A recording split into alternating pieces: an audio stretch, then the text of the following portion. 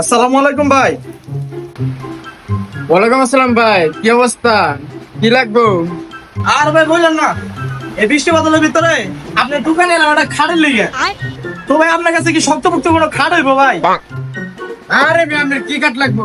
পুরা গাজীপুর চ্যালেঞ্জ দিব মিয়া, আমার কাছে যে কাঠ আছে এই কাঠ কোনো আনে পাইবেন নি। আরে ভাই বুঝতে পারছি, এত রাত করে বৃষ্টি বাদলের দিনে আপনি খাটটা নিবার আইছেন, দুই একের ভিতরে মনে হয় বিয়ে করতেছেন। তবে কোনো টেনশনই নেন না, আমার এই খাটটা লয়ে যান, বাসর রাতে বিড়াল মারবেন মাগার খাট কেয়ার করবো না। মিয়া আপনাকে তো ব্যবসায়ীরা এরকম চাপা মাইরাই থাকে, আর বিয়া দুই একের ভিতরে করবো কি? গতকালকে আমার বাসর রাত গেছে, আপনার মতো এক ব্যবসায়ীর কাছে খাট কিনছিলাম, প্রথম দাম যাইতে না যাইতে খাট ভেঙে গেল, অথচ বউর মধ্যে একটা কথা বেরোলো না। ভাই মাথা ঠান্ডা করুন, ওই ভাইয়ের লিগে একটা চা আর একটা সিগারেট দেন দিন।